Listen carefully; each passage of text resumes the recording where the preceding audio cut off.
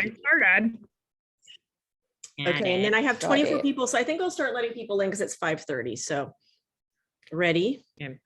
Okay. And you can see the pretty background. Pretty background. I can see, no, I can see Birthe's, yeah, I can see You this, see my- the first slide. See? Okay, great. As long as that you can see my slide, I'm happy. Then Yeah, with the twins image, correct? yeah, that's the one. Great. Perfect. Okay, good. And I think we're muting everyone as they come in, or everyone's muted as they come in. Yeah. And if you can keep muted, that would be great for participants to keep yourselves muted.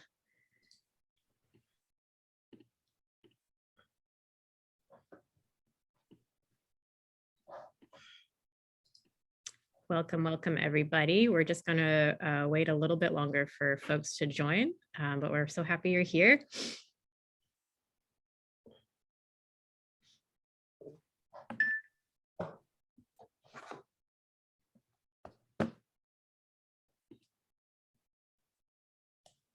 Hooray.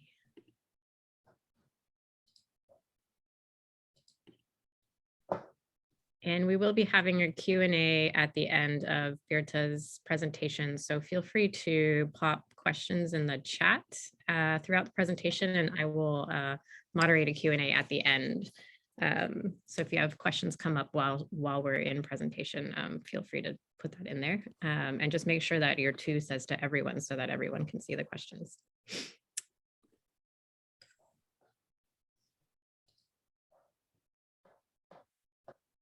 We'll just give it a couple more, a little bit longer.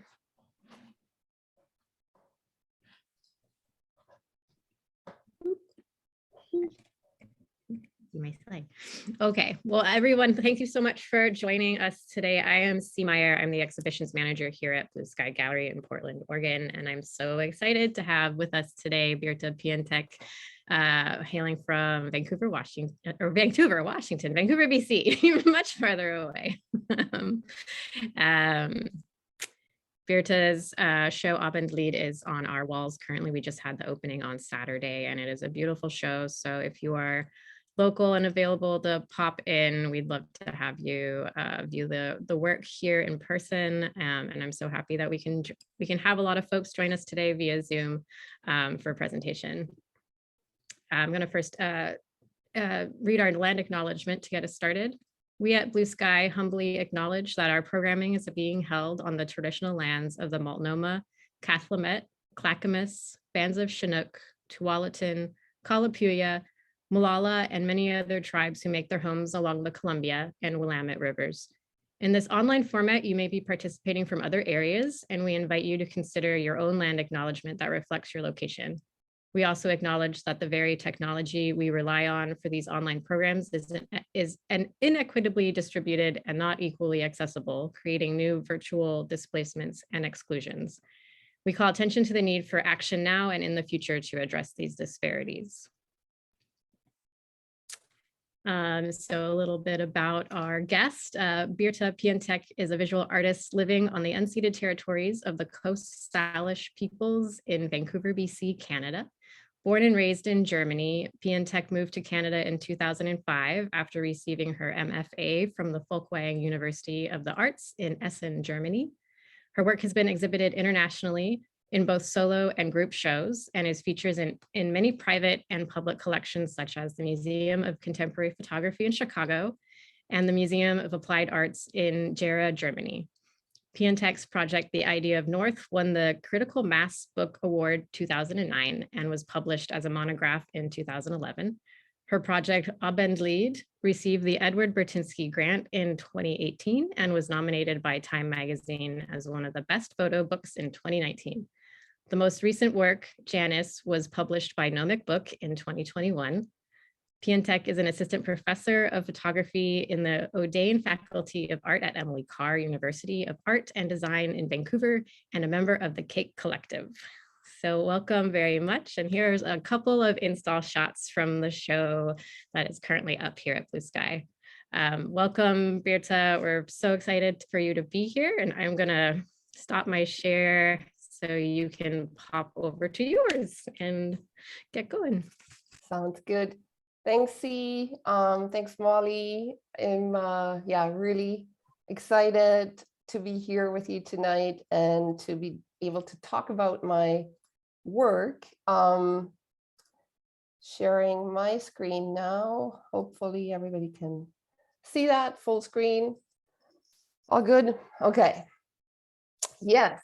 So I'm here in Vancouver in BC. I know there's another one in Washington, but I'm in British Columbia on the unceded territories of the Musqueam, Squamish and Tsleil-Waututh peoples. And I'm really grateful to live and work on their beautiful land and call this home now. As you said, I moved here from Germany in 2005, just thinking I would stay for a year, having the freedom to just basically travel and come here, and then ended up growing roots here, and now it's been my home for such a long time. And I'm here tonight to talk about the work that's currently shown at Blue Sky Gallery, Abendlied, which translates to evening song in English, and we'll get to this in a second. What I thought what I would do is I picked a few projects that basically informed, or that have informed that particular project, and also kind of then also like looking a little bit in like what happened after it, because I wrapped that project up in 2018, and then it got published in 2019. And so my little bit of clumsy title that I came up with just 10 minutes ago, basically, when I was like, I don't have a title. What is my talk titled?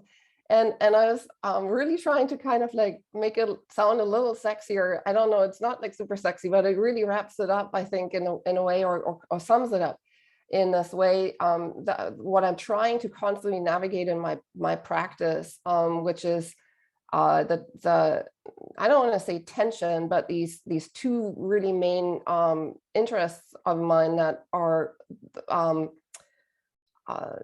portraits on the one hand, and objects. And to me, and then you could be like those like very different things, but to me they're not, and they're really intertwined, as we will hopefully see in a second. Or if you know my work already, like you maybe already know a little bit what I'm talking about. So I thought before I go in and we look at work, I was kind of like thinking about like, how can I sum it up? Like, what is that holds my practice together? What is it that I've been always like coming back to, or that maybe started it in the first place? And I am interested in all the things, you can kind of like sum it up, like all the things underneath, all the things that make like that we kind of carry around, that we accumulate over time, whether that is objects or whether that is like our memories and our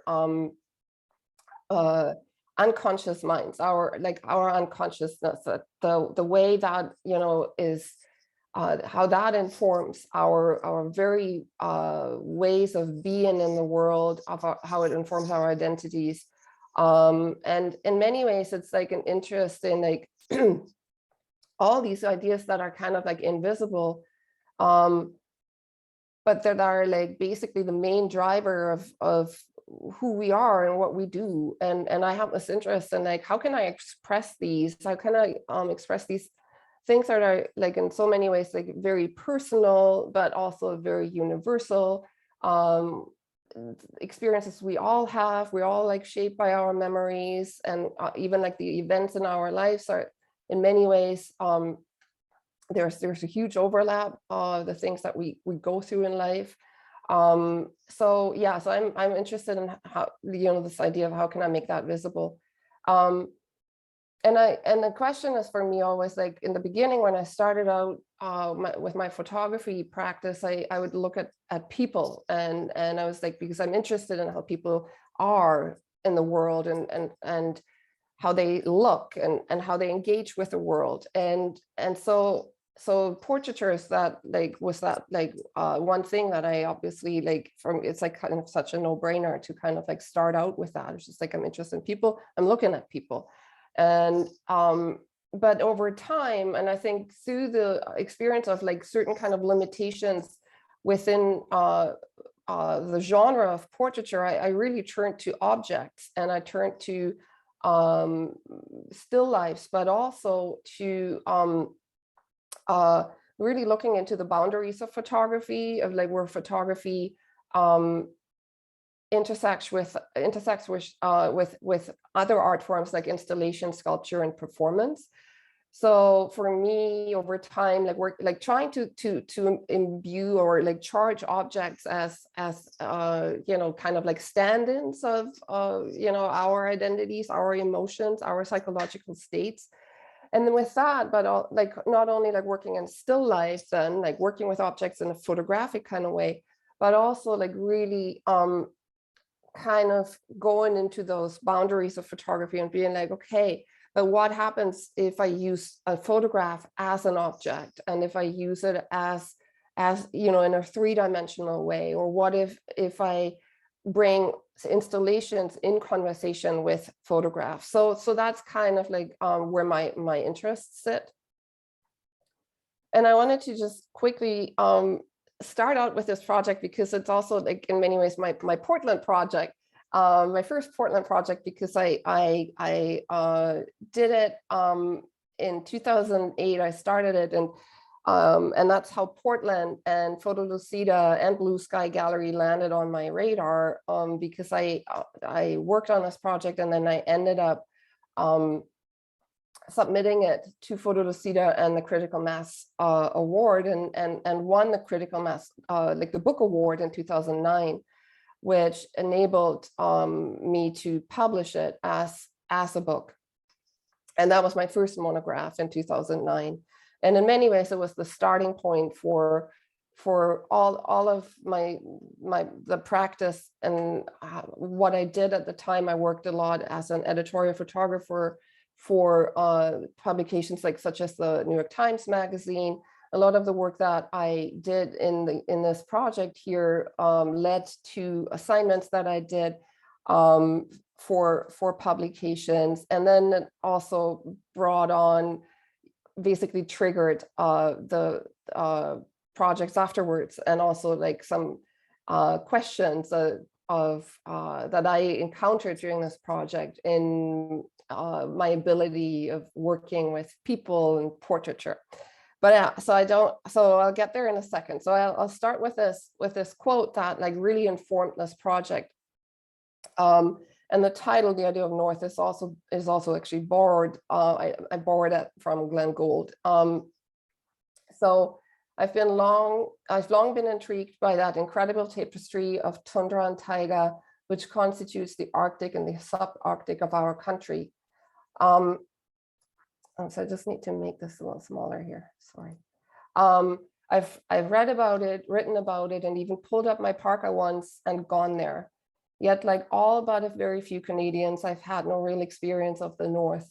I've remained of necessity an outsider, and the North has remained for me a convenient place to dream about, spin tall tales about, and in the end, avoid. So I moved here, as I said, like from Germany in 2005, and really tried to kind of grapple or understand the idea of like what is the Canadian identity, like what does it mean to be Canadian or to live in Canada. And many people would always bring up like, oh, the North, the Canadian North is such a so important for our Canadian identity. And so I was kind of like intrigued to just go there to kind of like see, what does that mean? You know, kind of like being in the same place as like Glenn Gould in a way. It was just like, I want to go there and see. And this idea of like a stereotype, what does it mean to be Canadian? And Germany has its own very stereotype of Canadian identity. It's very obsessed with that, you know, this idea of, I don't know, lumberjack wearing the lumberjack shirt, living in the wilderness. And so I kind of wanted to go to a place that is like really rich in history. And I ended up doing this residency in Dawson City, which is really known for its gold rush. It's like the Klondike Gold Rush. It was around the turn of the century. It was like a hub for people coming there, panning for gold. But now it kind of like, so it was really developed. It had like electricity and running water, like way before other Canadian cities. But then over time, it kind of like fell back into like this quiet town at the end of the world, where still like, it's like just it's just below the Arctic Circle. And so I was interested in kind of going into that place and seeing who lives there now and how are these people influenced by that particular history. There's still gold mining happening there. And kind of like accessing or utilizing the portrait as a means of accessing or understanding the other. To me, if like looking at like kind of like curious nature and kind of thinking of like, how can I, I'm curious about you, the other, like who are you and why do you live here? Why do you live off the grid in the middle of nowhere? And but also kind of finding a way to how, like, I think as I was doing it, like trying to find a way to point beyond this kind of indexical nature of a photograph and trying to point beyond the surface of a photograph or of a portrait, of just like looking at the surface of a person and really trying to reveal more. The way I worked though was like very much like a movie director. I set out for this to be more like a documentary, but I came to realize that it probably wasn't really very much of a documentary in that way. It wasn't like I basically like cast these people. I worked with I would look into locations. Where would I place them? What would they wear? I was heavily influenced at the time by the series Twin Peaks by David Lynch, and this idea of a small town having all these secrets. Like everybody knows each other, but everybody has like a secret. And so then I would also like combine like landscapes and some still lifes, but it was a pre-still life object for me. I hadn't really clued into the power of objects at that time, but was trying to paint a picture of this place, but obviously heavily influenced by what I wanted to, like the vision that I had of this place, or the idea of that I had of this place. And in some ways that led to some sort of a crisis. And I think I got, like, even though this project was really successful, I think I got like a bit discouraged at the end, because I felt like, what am I actually saying? And what am I actually saying about these people? And what am I actually saying with a portrait? And am I actually saying something that goes beyond the surface?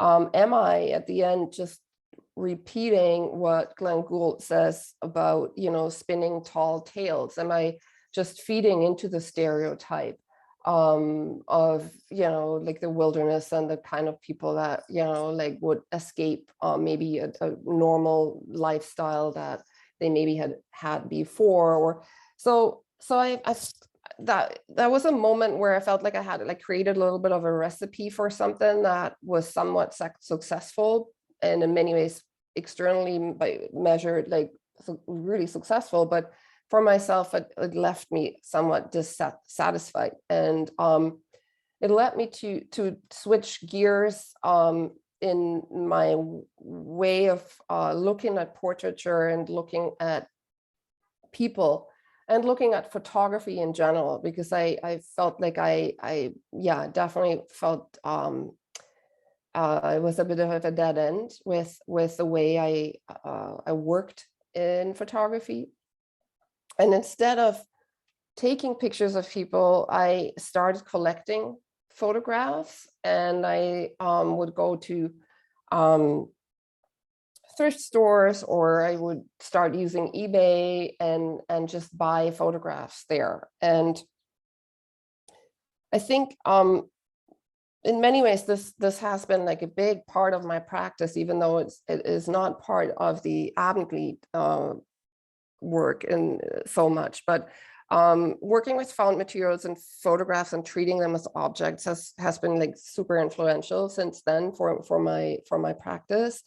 And I think it's coming from a desire to make something, to touch things, to make something more tangible. And in this time, like working with photographs as objects and touching them, I think, and cutting into them and adding something to them was my hope to show something or to bring something out that I wasn't able to bring out in the more conventional portraits that I did in the Yukon. So the term mimesis is probably, like some of you might know this, or it's like an ancient Greek term. It's a philosophical term that ranges or carries a wide range of meanings. It refers to imitation, representation, the act of resembling, and the act of expression, and the presentation of self.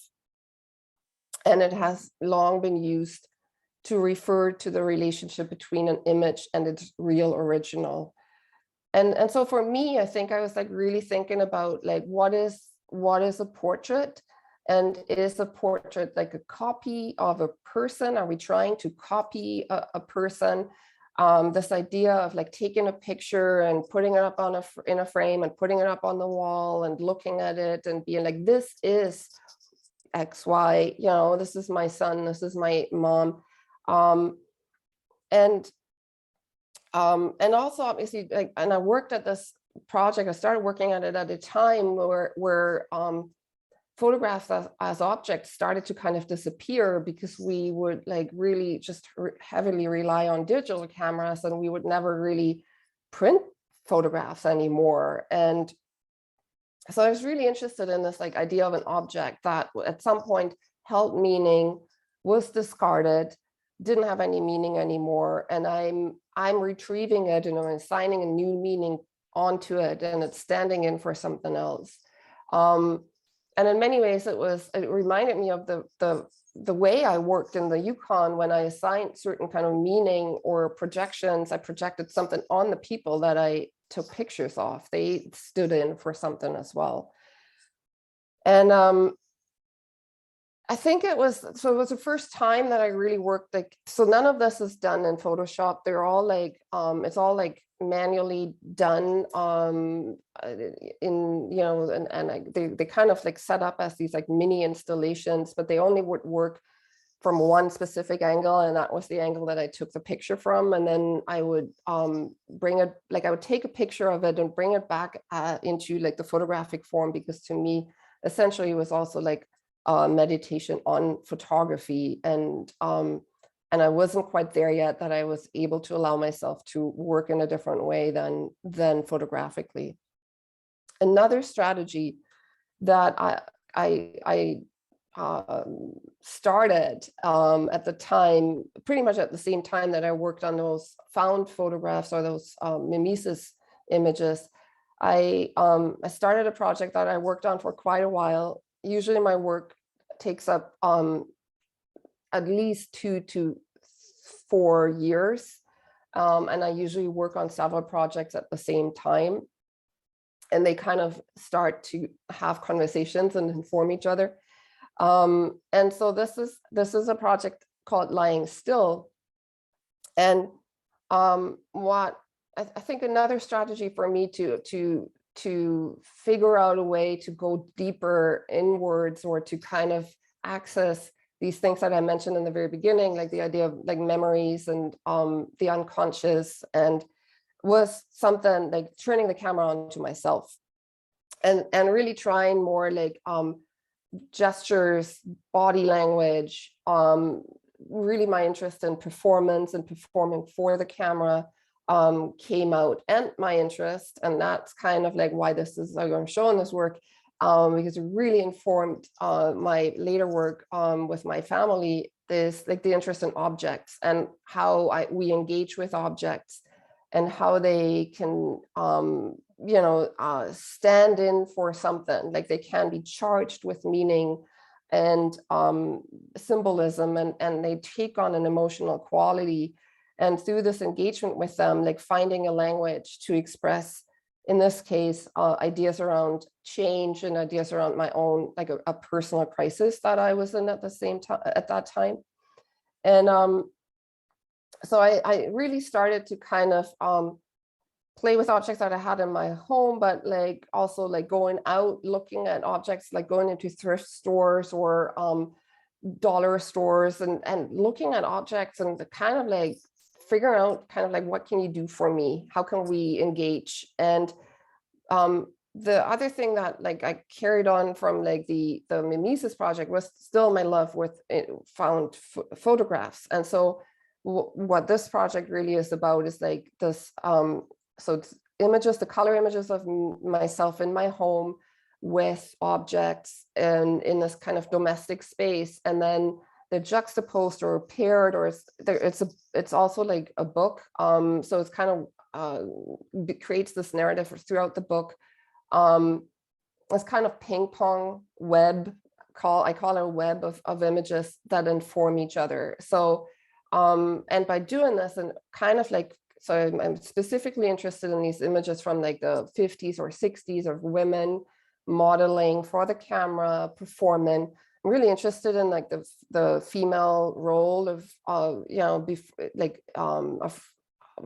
presenting something, or that kind of stereotype that is assigned to a woman to like perform for the camera.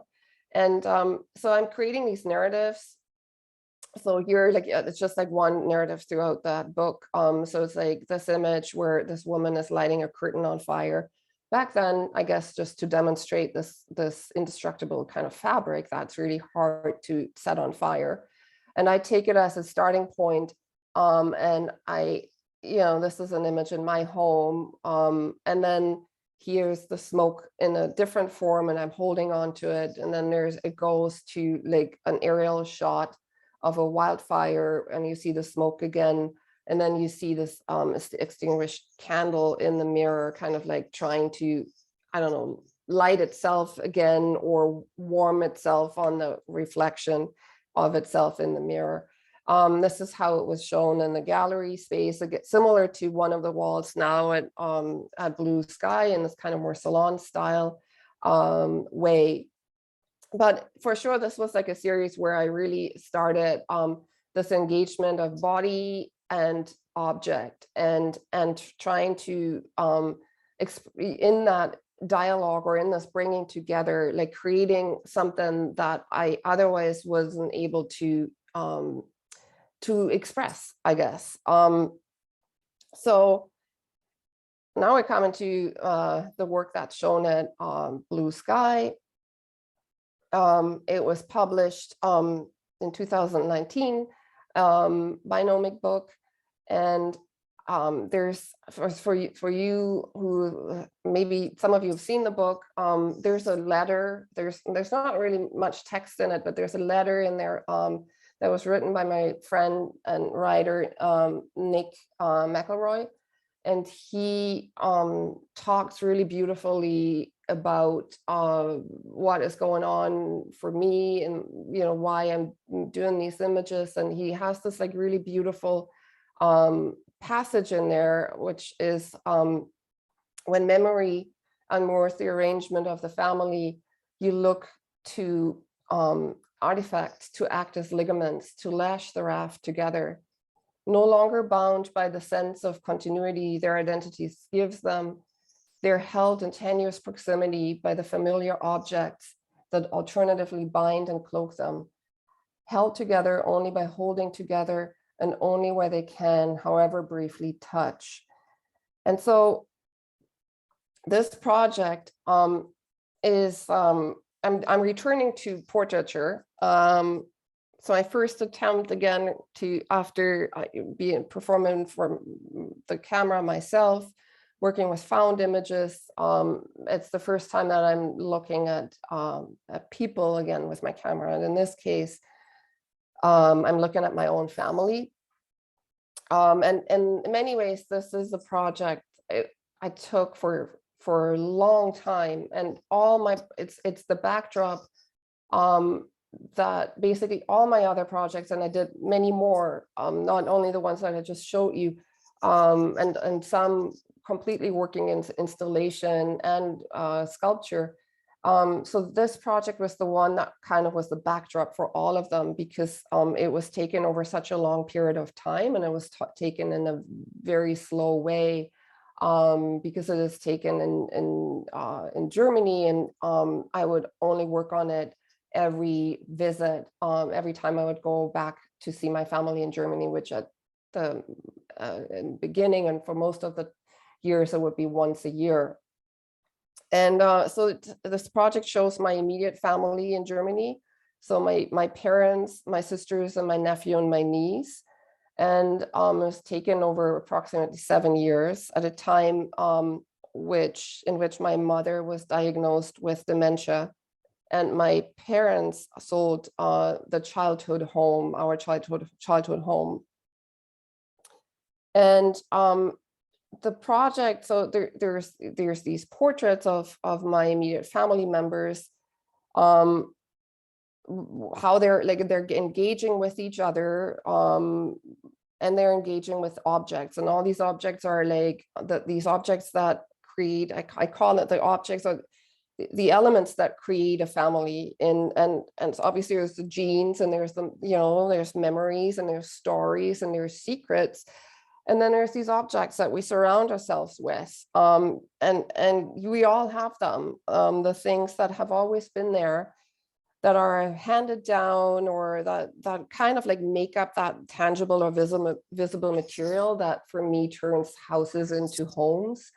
It's these things that you come home, and it's like the familiar cutlery, or that plate that has long been chipped, but it's still there, and nobody will ever get rid of it, because it's part of who you've become, or it's part of who your family is in a way.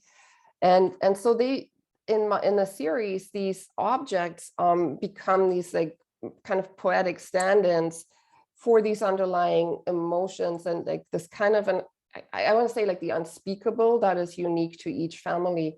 We all have that unspeakable. We have, and we have these things that these, whether they're good or bad, they're not anything of that. They're just very unique to our family and the relationships we have with a place called home, whether that is a darker or more negative association we have, or more positive.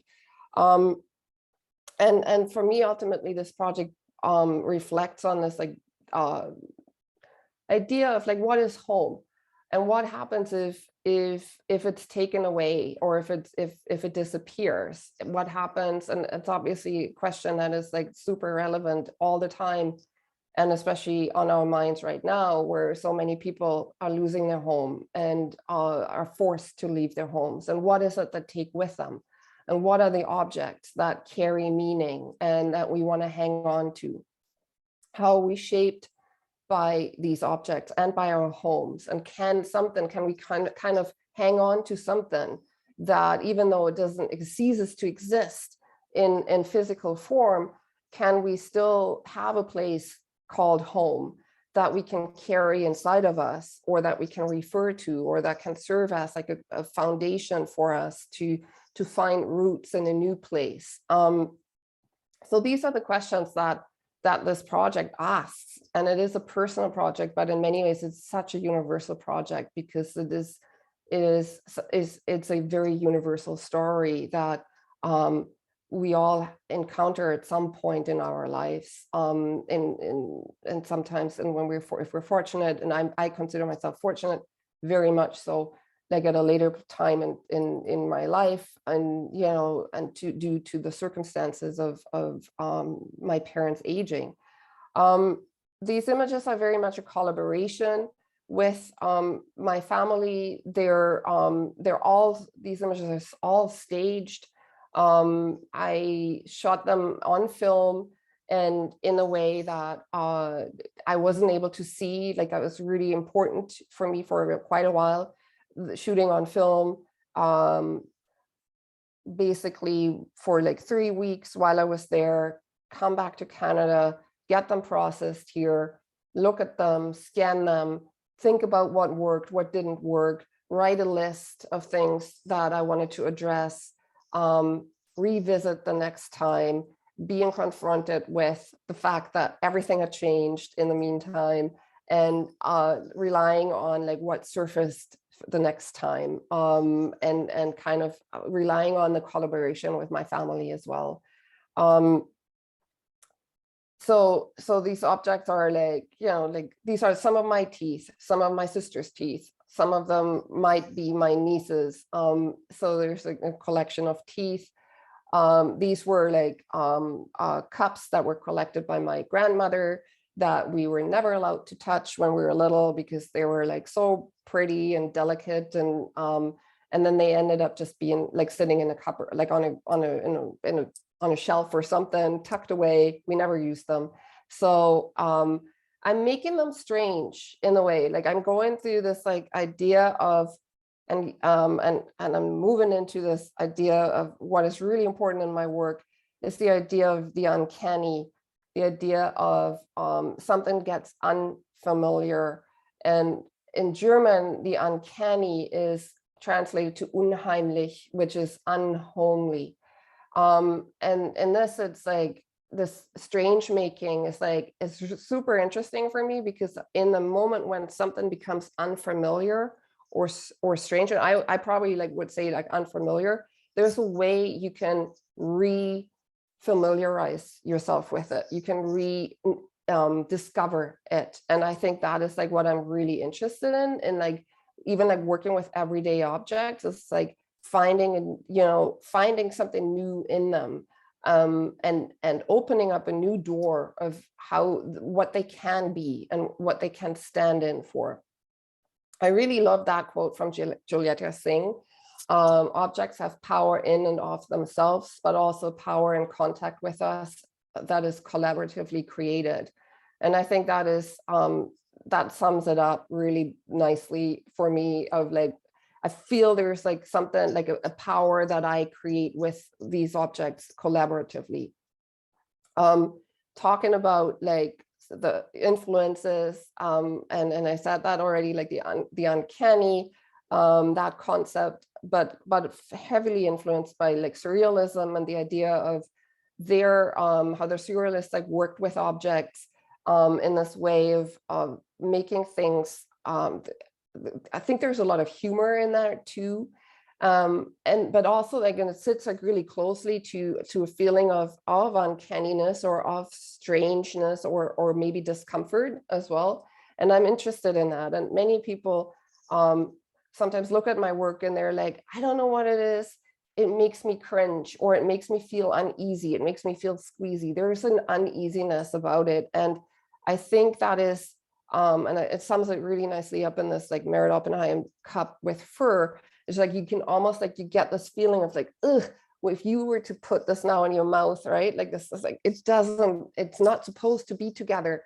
But in that, like, bringing together of opposites, it's just creating this beautiful new experience. And I think that's what I'm really interested in. And so yeah, so people say like, your work makes me a little uncomfortable, or I think it's because I'm really interested in this idea of a glitch, or the flaw or the crack in the surface of when things don't feel quite right, because I feel like that's a state that we're all like know very well and operate in most of the time, that things are just sometimes off. And in this case with my family, there was an inability to cope with the loss of my mother and the loss of the home. And it was kind of, we didn't talk about it, and my mom wouldn't talk about it. It was like this big elephant in the room. We couldn't change it. We couldn't really address it. And how do you express that then? Like, how do you express that feeling of being being kind of paralyzed or trapped in a situation that is like really powerful. And so for me, these objects in general like become these like placeholders or ways of like expressing that, and the engagement of a person with an object expresses that, which leads me, and I just want to make sure and be sure, okay, we good time wise, good, okay, almost there. Leads me to the last project that I wanted to share with you. It is my latest book that was published with Nomic Book. Again, they're now in Portland. They used to be on the East Coast. They moved to Portland. So Janus is a project that is in many ways it is related to Abendlied in the sense of like that I'm looking at body and object in a poetic kind of way, in a way of distilling it down, that relationship where, and I'm coming back to that title at the very beginning, the clumsy title of like portrait, what is it even? Objects as portraits and portraits as objects. And in this case, it's like the body as object and these objects as body. And I found this other like really beautiful quote by Ariella Azoulay, and she's like an amazing writer and has said many really amazing things about photography and our relationship with photography and the complicated relationship or the complicated nature of photography. And I like this one, or this really resonates with me, because the speaking of the imagination, I think it's just really like important. So we call on imagination constantly.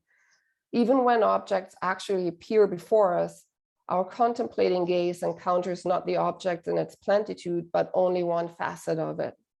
It is only the imagination that is capable of creating a full image, or in Kant's terminology, the schema of the object that enables the coming into being of a synthesis between the particularity of the thing and its conceptual form. Super, super smart. I mean, to me, like I was just the first time I read it, I was like, wait, what? And then I was like, but that's exactly what it is. Like we look at an object and we think this is it. It's an apple, it's a chair. This is what we do. We eat it, we sit on it. And it's like in that moment when we look at it in a different way and when we start like have our imagination, like let it be something else in a way, like let it become something else. And I think that's like what I'm really interested in is that idea of like, well, we kind of agreed upon that this is like what it is, you know, but who says like it can be something else. And I find it incredibly rewarding to discover in my work what else it can be.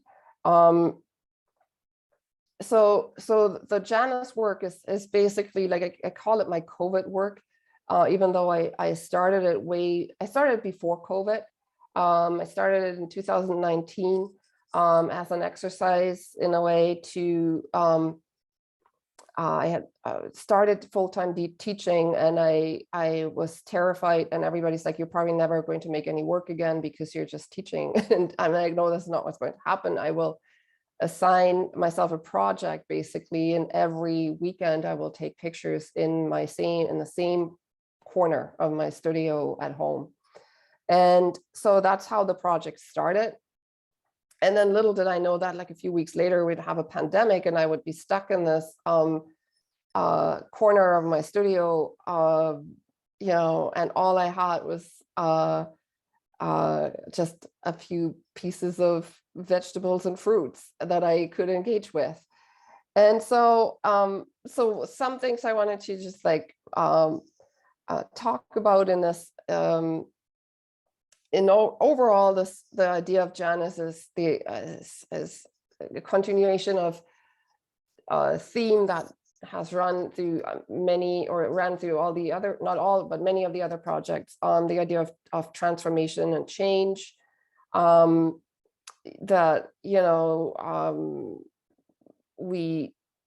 it's happening all the time. We hardly ever really see it. Sometimes we dread it. We dread it most of the time. Sometimes we can't like wait for it and be like for it to happen. And so the title of that work is inspired, or the title is like the Roman god Janus, the god of beginnings, transitions, and endings. And I feel like I can relate with that. He's depicted as like two faces, like one looking in the past, one looking in the future. And I feel like he brought this curse upon us of like, we're never really in the moment.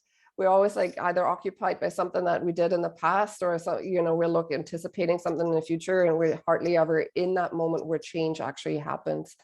And so I'm using my body, and I'm performing for the camera again, like similar to what I did in Lying Still, but like really thinking about my body really as an object, and and discovering my body. It's basically a meditation on the likeness and kinship of like, what do I have in common with these objects? There's never really my face. You can't see my face. It's like kind of covered, or there's an absence of gaze because of these are not, in many ways, these are not portraits. I'm really interested in the body as a form, and really like literally in without any negative connotation, like the objectification of a body, like the body becoming an object. But there is also obviously a huge, like I'm really like looking into these different art genres, like the genre of still life, the genre of the nude, and the genre of performance as well. So there's a knot, or definitely I'm looking at like the Western, the Western art history and its masters, like the female body as object and muse, as we know from like Edward Weston or Man Ray. And so I'm interested in looking into that, and basically having my own take on that. I'm also not obviously, but like I'm also like aware of that while I am standing in, and my body is standing in, my body is not representative of for everyone. Like, whose body am I standing in for, right? Like the one of a Western white female. And then there are these motifs that, like, the idea of becoming the other, like I said that like earlier, with this idea of kinship and the likeness, the idea of touching and reaching and wanting to become or like unbecoming, this idea of I mean, that was like heavily influenced to like the pandemic, of just like me being by myself, and literally in this image I hadn't been touched in many months, and it was the first time that something like it occurred to me while I was taking this picture. Nobody had hugged me in like 4 months or so, and so that was actually a really tender moment for me to have that flower just like resting on my shoulder. The idea of transformation, like the idea of letting go, and the passage of time is like utilized in that, like time, the light that's all like changing through the seasons, and it's always like basically shot at the same time of day, same corner of my studio. There's these ideas of like shedding, but there's also an idea of growing, and the last thing, and it's just like a little peek behind the scenes, is kind of like they're heavily choreographed. There's a choreography. Sorry, that idea of I'm dancing with these objects in some way, but there's also like the stillness in them, and they're frozen, and they give this illusion of frozenness. And here I am sweating because they're like in the, you know, I didn't have a remote control. There's like I'm working with a 10-second timer and I'm running back and forth between the camera and back behind the camera and in front of the camera, and like performing with these things and trying to balance them in my hands or on my body. So that's like a little like peek behind the scenes, how it looks like when I'm working with objects. And that's it. So that's that was my last slide. So thank you so much for listening. I'll just stop share. And yeah, happy to. Thanks, Birthe. Yeah. That was so wonderful. Gosh, I have like so many ideas swimming in my brain from everything you just said. So I just want to first thank you so much for your time. And I loved hearing you talk about the evolution of your work and also your influences. I was sitting in the gallery this afternoon looking at both of your books, but I was looking at Abendlied. And I was also interested in what you spoke to about Janice and that idea of the absence of gaze. And I'm wondering how that applies, or does it apply to Abendlied as well? Because I was noticing there are lots of different images where either if it's a picture of a person, you don't see their full face, either they're turned their back or there's an object in front of them. And so I was curious if you see the sort of connections there between the two projects. Yes, for sure.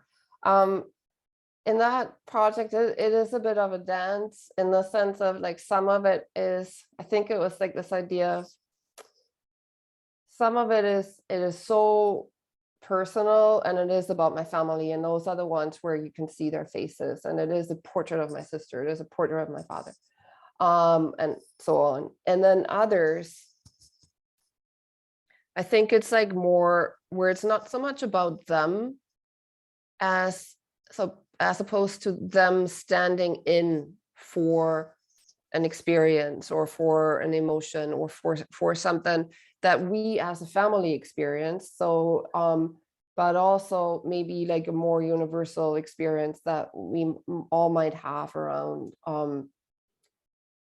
like loss or you know, the aging or letting go. And so I think that's like where the project like sits, is like in this one way, it is about them. And it was really important for me to also like show my mom in, you know, as she was, and as this person participating in and collaborating in these portraits. But in some others, it's not about them in like it's about something bigger or something more in between, if that makes sense. Yeah, objects, as you say in your title. Great. Well, great. Thank you for that. And yeah, please feel free, folks, to add questions in the chat, and I'll just read them off.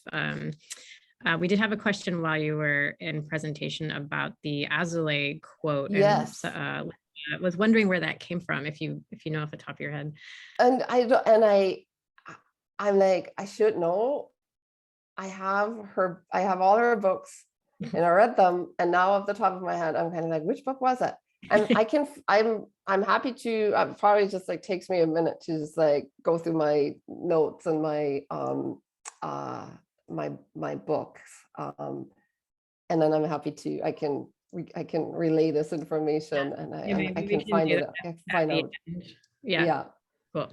Yeah, if Linda doesn't mind waiting till the end. Polly Elman is asking, could you say a bit more about your relationship to the photograph objects you collect? How do you choose them, and what about them speaks to you?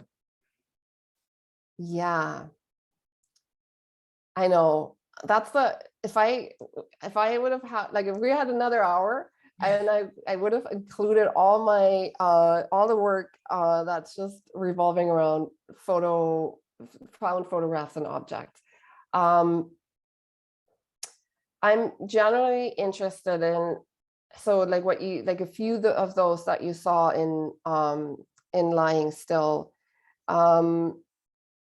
there's something really particular about that time. I think it's, let's get another hour for that. Yes. There's something about that particular time that I'm really interested in, like and maybe it kind of lifts under the umbrella of Americana, or like this idea of like, that's at least the when I go on eBay, like that's one of the search or then the titles that like what's called hashtags or something that it lives under that. There was like this idea around, let's say like the 50s and the 60s, maybe the time when my family, my parents, like after the Second World War, where it was just this push for how things were supposed to be, how we kind of like entertained consumerism, how we entertained beauty, the idea of growth, and there's infinite resources, and I feel like there's a lot there that happened in those after the Second World War, where people were kind of like, no, we got over this, and now we're like, the world's ours, we're rebuilding, and so a lot of those photographs that I'm interested in are like from that time, like particularly the 50s and 60s, and I'm really interested. I noticed like when I started collecting those images, I was really interested in like, there's a particular way and for like the Western standardized version of beauty as well, and of what how a woman should look like and what a woman should wear, and so in many ways it's like I guess it's like kind of like what I grew up with, and like what was passed on to me from my mom and my grandmother in some ways. And so I'm interested in that. Like that's like how I started. I have a huge collection on like women performing basically. And I did a whole exhibition with photographs. None of me, like I didn't take any of them. They were all like found or I bought them on eBay. And I was also really interested in the language that was used. They're like all press photographs, and so there's like a certain kind of language that is used to describe the image. And the project is called, it's up on my website, it's called Miss Solitude, because that's like what one image is called. It's called Miss Solitude. At the age of 23, the name of the woman who's depicted in this beauty or like contest, she has not found a husband, and she is the queen of the lonely hearts, and so there's like that language, and so the way so that's, sorry, I don't know if I'm making any sense, but that's kind of in general like what I'm interested in. And now I'm working on a series of that casts that net a little wider, basically the visual heritage of these press images, of these like how power, beauty, wealth was communicated, and the kind of like what we inherited from that, and the role of photography, the role that photography played in that.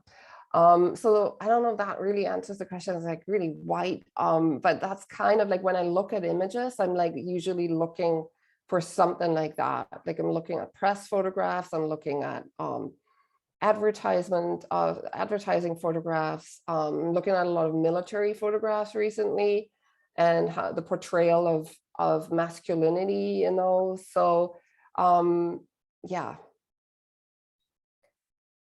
I stop here because I could probably ramble a little longer about that, and it's still not quite sure if I'm answering the question. Oh, there's more questions. Yeah. So Molly's asking, you talked about identity in the beginning of your talk as you've embarked on portraits. I'm wondering how your own identity or sense of self has evolved through these various projects. Oh, that's a good question. It has evolved through the projects in some ways, but I don't. It's interesting because you never know, right? Like, who would I be if those projects wouldn't have happened, or I would have done something else. I think for the longest time in a sense, what the biggest shift is that I would call myself a photographer. And because I wouldn't know how to call me what I was doing. And then at some point now I feel like it has shifted, and I would say I'm a visual artist who works in photography, or, foundation is photography. And I think it's also, there has been, I guess, coming to terms with certain things like, questions that I would ask myself, like, oh, is that even interesting, or is that something that I want to share, or is that too personal, or is that who would be interested in that? I think I've become a bit more not careless, but more confident, maybe, in the sense that I'm like it is important to me, and I know by now that, like, it resonates with other people, and you can't always, now I'm at a time where I'm like feeling like, is it really my time to say anything at all, in many ways, like this idea of like, I've taken up space as a white person, and like, what am I, is that my time to say anything? Is it should I not now be in a place where I step back and like, when you, so I definitely go through moments of those questions still, and asking, and I think we should always, like, when you produce something and take up people's times and attention spans, just like, what are you, how do you utilize it, or is that, are you creating something meaningful here? Yeah, so that's where I'm at with that. That's great. That was a good question, Molly. Thanks for asking that. Bill Russick is asking, how do you navigate the inherent personal nature of making your work regarding your family and making that accessible to viewers? And sort of touched on that a bit just now.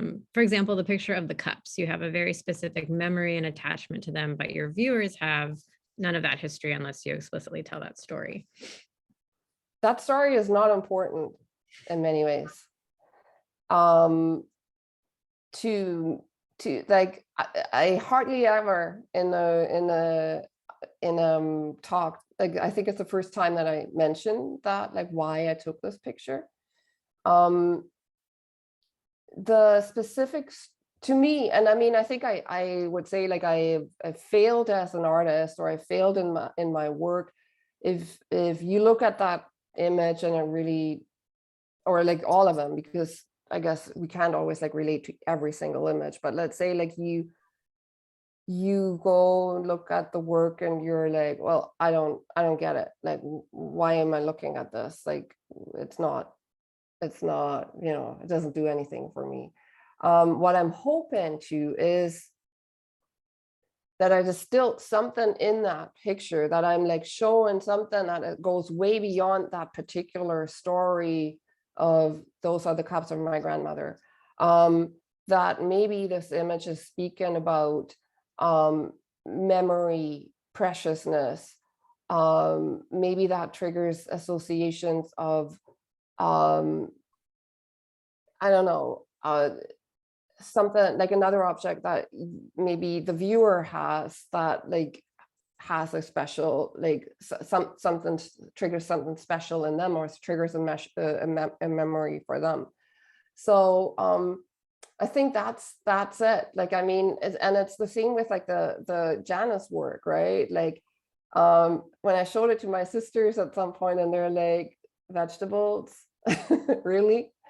And yeah, you can look at it as just that, the matter of fact of like, yeah, there was a body holding a cabbage leaf or something, right? But hopefully that's my, like, that's that you tell me, everybody, like, I'm accomplishing something, or I'm able to bring something across that goes beyond the fact of like, oh, these are just cups in a pair of pantyhose, or these are just parsnips piled up, held by hands. There's a lot of like I think symbolism or metaphors in the work that I'm hoping that you know they are standing in for something that's bigger. Yeah. Definitely. I know when I was looking at the book of that page with those cups, and the opposite page is the body with their back towards, and you can kind of see the folds of the side, and how that almost looking between the two visually had these interesting connections. And so I thought that was like such a strong way to edit as well, visually work, and how each image is really talking to each other, and how thoughtful I think that was of, yeah, it's just really well done in the book format as well. Yeah. Doris Friedrich is commented, having moved to Vancouver from Germany many years ago, I totally relate to the home loss leaving behind concept. I have worked and struggled with the idea of home and the idea of Canada Germans often envision. How does your family feel about your images? Can they relate to the way you juxtapose the objects with their bodies? Such interesting work. I will have to watch this talk again and make notes. Thank you so much. Oh, thank you. Thanks. That's amazing. Thanks, Doris. My family has, yeah, like people ask me that because obviously there's, and I'm totally aware of that, like, right, like there, and that's why I'm like, oh, it's a collaboration, because it truly is a collaboration. They've been, yeah. So I started photographing when I was 15, and my young baby sister was like 9 at the time, and I totally abused her of like trying out, you know, my camera on her, basically. So since then, they've been in front of the lens throughout. Like when I studied photography, when I did my MFA, I would always come back to, at some point, there were all, yeah. So there's that, like, so they're like, that's the background of them being really quite used to me taking pictures. My grandfather was a photographer. He gave me my first camera, and my dad was like, went through the same thing that my sister went through. Like he was constantly photographed by my grandfather. So I feel like there's a certain kind of tolerance there for cameras in my family. And I didn't in the beginning, like really, because I didn't really know what this project was about. It wasn't like so much that, you know, I would come and be like, okay, and now I'm making a project about mom's dementia, and because and my home. Like I wasn't like, we didn't know how long this would take. We didn't know what would happen. I didn't know if my parents would move. I embarked on this kind of like, just like with so many things, every project, like on a hunch, like on this like gut feeling of like, but there is something really important here that I need to do. And then over time, I think after 2 years or so, I was like, okay, I think I have something here that goes in a direction that I could kind of call a project, or I might now know what it is that I want to do. And I remember, but I hadn't really like discussed that with my family, because I was also still like trying to figure this out on my, like, just for myself, and like, what is that what I'm doing with these images. And then there was a moment where it was a really beautiful moment where I took a picture of my older sister and my mom, and they were separated by a window. My mom was standing outside on the balcony, and my sister was standing inside. And my sister started crying halfway through the photo shoot, and she said to me, I know and I feel what you're doing. And so she picked up on something that, to me, like, I was so wrapped up in just like the composition and but obviously like the window act, you know, that image was such a it said it all, right? Like I was trying to express that disconnect that we all experienced from my mom, and my sister felt it so much in that moment. So wrapping that question up is like, so they were aware of it. They know, they happily contributed. They love but they look at the book, and they really know it's an important book for them as well. My dad was on one of the images of him, my dad holding up his own portrait, was on a cover of a newspaper in Switzerland a few weeks ago, and I sent it to him, and he was like, oh, it's too much. Like, I don't want to be on a, I think that was like when he was like, no, I don't want to, like, I don't want to see that. Like, I don't want to, it's fine. So yeah, but it was important to me that they feel, they felt good about that. And I think they understood how important that was, not only for me, but also for them as a family. Sorry, that was a long-winded answer. I need to shorten my answers. It's fine, it's okay. Craig Hickman is asking, what are the differences in way you see your work presented in print, online, and book form? Is there one medium you see as the right way to view it? I mean, I guess I would always say, like, it's really nice to see work in print. Even when I printed the work for Blue Sky, like, that was really, like, it's very different to see it come to life and to mount it and to have it like on a different scale. The way it's able to talk to each other, right? And it is able to talk to each other in a different way if it's on the wall than in the book, right? Like in the book, you usually have like one image and then the other image, or maybe two images, but then you have like this kind of flow and you have your own pace. Whereas like on the wall, you see them all, or you turn around and you see different images. So it's very different, but so both all projects aside from the Mises, because that never made it into a book, but all the other ones were always like thought as books. They were always the first iteration for me was always a book form, and then at some point you're just like, oh, now I have an exhibition or an opportunity to show it on the wall. How do I translate something that works in the book doesn't necessarily mean it works on the wall? But it's interesting because then you just get to encounter the images in a very different way, because you get to encounter them in like a bigger scale. For sure. Yeah, I love the sort of salon style wall we put up. That was the first wall we installed. It was always just like, I want to get this one done. The fun wall. Yeah.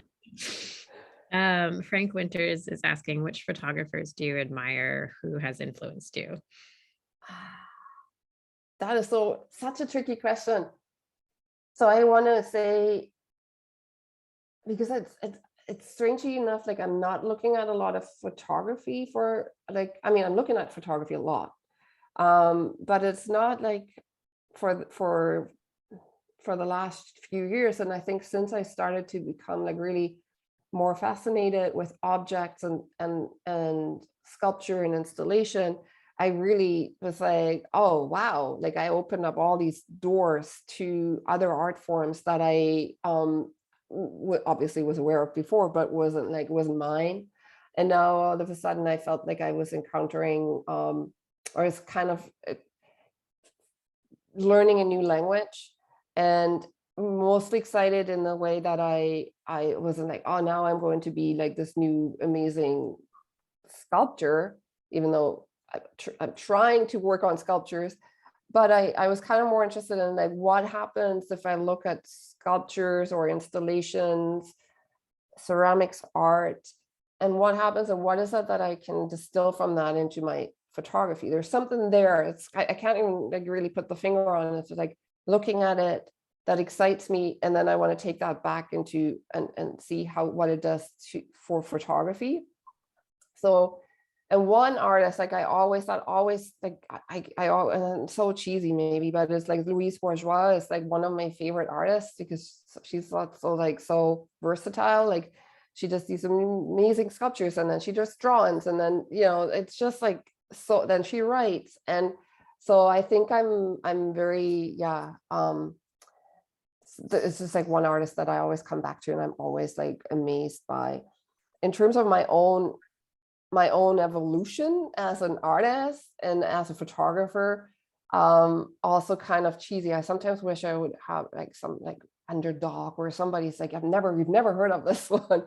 But the one that had like a huge influence on me when I went to art school was Jeff Wall, because that whole concept, I think, of staging something, like up to then, like a lot of my photography revolved around like finding the perfect moment and have it, like more the documentary way of like, okay, it's out there, I just have to be in the right place at the right time. And then when I learned about his work, and I think it was just like, I mean, it's just so incredibly well done as well. And I was like, whoa, okay, so that didn't happen. So that didn't happen, but he made that happen. And so that was, I think, like for me, like a really important moment in my, and really influential for my work. You can definitely see the influence of the uncanny and strange in both of their approaches as well. Yeah. The spiders from yeah.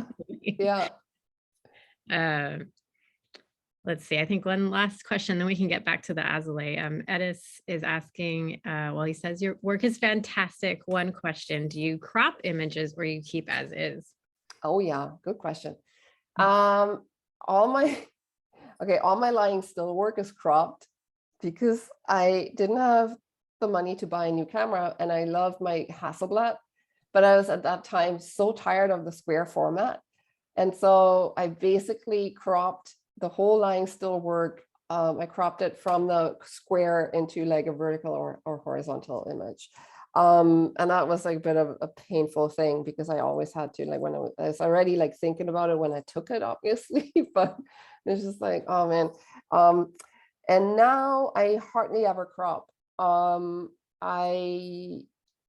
tend to, I mean, with the Janus work, some of them a little bit cropped maybe because I really couldn't get it right because I was not looking through the viewfinder when I was like juggling grapefruits on my body on my kitchen table. But in general, like I took like a million pictures to get it right. And then I was like, maybe it was off a little bit. And then I had to kind of just like crop it a tiny little bit. But in general, I would always try to get it right in camera. I don't do much post-production or cropping or anything. Like, yeah, I'm kind of old-fashioned in that way. Thank you. That's a good answer. Yeah, you're welcome. I'm looking forward to buy your book if it's Yes. available. And I'll be coming to Portland. I'll be Great. at the Photo Lucida book fair end of April. And I'll be signing books, and yeah, so I'll be there. Unfortunately, I can't make it before that. But yeah, Cool. I'll be there for that. Yeah, looking April, forward. what is it, 22nd or something? Yeah, end of April, 21st through the 23rd, I think. Yeah. Mhm. Yeah, look, definitely. I was excited when I heard you were coming. So Yeah. okay, great. Yeah, if anyone has any last questions, we can pop back to that Azalea question. But I need to find it. I need to find my book. Yeah. So I'm thinking, can I, because I have like, there's a bunch of books here. And then like some of them where it's an essay of her in those books. And I just need to find it. Yeah, or if Linda wants to put in your email address or something. Yes, I'm totally happy to email the yeah. Happy to email that information. Yeah. Yeah, and I can pass it on too. But yeah, thank you so much. This has been such a wonderful talk. It's been really lovely working with you as well. I'm like such a fan too, because when I was working at the MOCP in Chicago, and I was in the collections. I remember working with you and like you showed the work to me, and so it was so exciting when I knew that you had a show here. So yeah, no, great. I'm really happy. I'm really honored. It's been like the Blue Sky Gallery had been on my radar for so long. It's like, how do I get in there? So I'm so happy I have this opportunity. So yeah. Perfect. Yeah, and so the show is up until April 2nd. So if folks are in the area or can travel, come see it. It's really lovely. It's a dynamic installation. And also we have another show by Dan Nelkin in the other gallery that's also very well done. And so yeah, we hope to see you here throughout the month, and hopefully, and then we'll get to meet you in April, which is really wonderful. Sounds great. Okay. Well, Okay. I got your email, Linda. I'll jot it down. I'll take it out, and then you'll hear from you, Linda. And yeah, and we have recorded the talk, so we'll have it up in the next couple of days. So just keep an eye out on that. It's on our YouTube, the Blue Sky YouTube channel. Lovely. Okay. Have a wonderful evening or morning, wherever everyone is. Yes. Take care, everybody. And Thank you so much. Bye-bye. Bye. Thank you.